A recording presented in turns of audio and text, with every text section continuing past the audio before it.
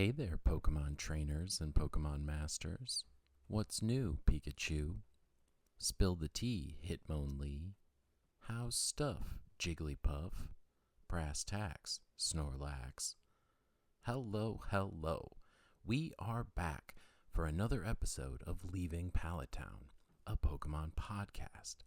I'm Anthony Curmudgeon, and I'm here to make sure your Poke knowledge is up to snuff. This is a great episode we have for you here. We pulled out all the stops. We have a few Pokemon that will make you say wow. Some of my favorites. It's a spectacular episode, and I think you're really going to like it. Anyway, enough of me talking nonsense. Let's get to me talking Pokemon. Our first Pokemon is the worm Pokemon Caterpie. This is a bug-type Pokemon.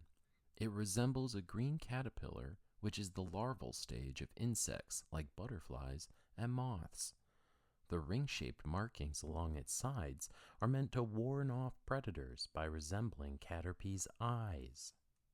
It has a large red antenna on its head, which can release a stench that will repel even the strongest of predator.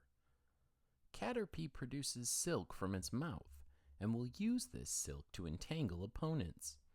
But despite these defensive features, Caterpie is often preyed upon by flying and bird-type Pokemon.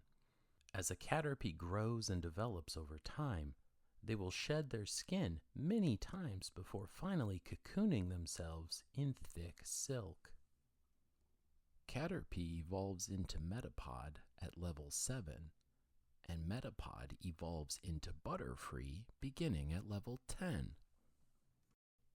It should be obvious, of course, that our next Pokemon is Metapod, the cocoon Pokemon. This is a bug-type Pokemon. The thick silk skin being grown by Caterpie has now hardened into a chrysalis that is 2 feet long and weighs 21 pounds.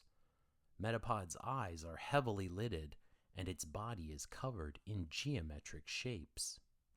Metapod's inner body is soft and tender as it undergoes metamorphosis and prepares to evolve. An editorial note here from me, Anthony Curmudgeon. It's quite interesting to me how these early bug-type Pokemon are simultaneously undergoing a traditional metamorphic experience, a process of change over time, and then Pokemon evolution, wherein they transform instantaneously to a new form. Curious to think about, to wonder. Thank you for your patience and attendance to that.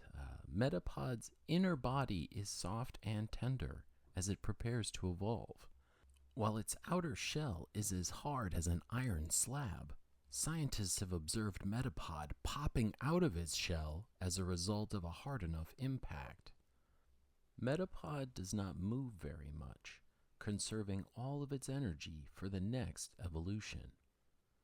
A Metapod encountered in the wild will only use the move Harden, so trainers who have evolved their Caterpie into a Metapod may be able to use Tackle, and that might give them the competitive edge.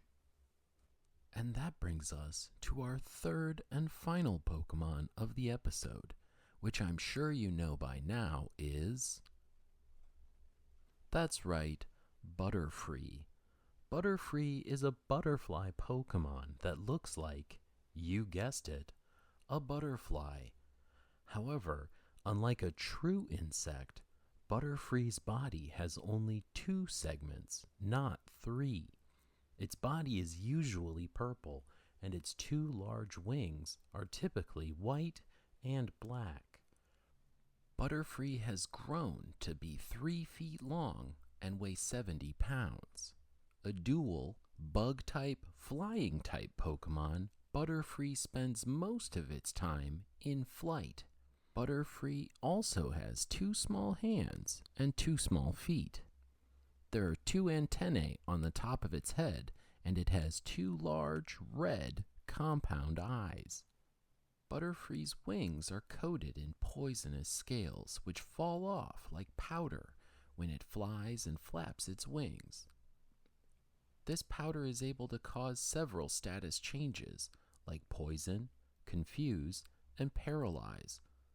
Butterfrees will also use this powder to protect Caterpies and Metapods from predators. And check this out. Caterpie's tiny feet are tipped with suction pads, which allow it to climb and stick to nearly any surface. This episode is sponsored by Poke Center. There's a Poke Center in nearly every town. Poke Center is here to heal your Pokemon and get you back to battling. Poke Center also offers a free connection to Bill's PC. When you're feeling down and you're outside of town, when your Pokemon team is down to the last, get yourself to Poke Center and you'll feel better fast. Poke Center, here to heal you. It's time for a type versus type matchup. We're talking about bug-type Pokemon versus ghost-type Pokemon. And in this contest, bugs say boo, because ghost-type has the competitive edge. And listen to this. Many trainers say that from a certain angle, the back of Metapod's shell looks like a face. The tail becomes its chin. I guess it does kind of look like a professor I know. It's a call for aquatic battles in Cerulean City. Bring your swimsuits and personal flotation devices and get ready to splash it out. This is an all-levels battle for water-type Pokemon at the Cerulean City Gym. Next week only, so find those goggles and don't forget to bring a towel. And here's something else. Because they evolve so quickly, the Caterpie evolutions are popular with beginner trainers. But many trainers who have traveled to Victory Road and taken on the Elite Four have had a Butterfree on their team. This means Butterfree is a strong Pokemon for any trainer, but it can be especially strong for a trainer who knows their Pokemon. Hey, what? Who's this? It's another Trainer Spotlight. Don't overlook the youngsters. These beginner trainers love early caught Pokemon like Rattata and Weedle. You might find them in forests or around town, but shouldn't these kids be in school? Have you ever battled a youngster? Before we wrap up, I did hear from a Pokemon master named Frobert who had a question. They said, "Dear Mr. Curmudgeon, I like the rhymes that start the episode. Can Arboliva Mega Evolve?" To which I have to say, there are no current known Mega Evolutions for Arboliva. But if it did, I wonder what it would look like. Thank you, Frobert. Do you have a question or a thought? Send an email or have a parent send an email to leavingpallettown@protonmail.com. That's leavingpallettown@protonmail.com. And as a reminder, there are only 2 L's and 1 T in palette. If you're ever unsure, it's right there in our title. Thanks for thinking of us, and we look forward to hearing from you. So there you have it. Facts, figures, some things to consider. And did you learn anything today? I'm pretty sure I did. That's the end of another episode of Leaving Pallet Town, a Pokemon podcast. It's possible that this was our best one yet, but who knows?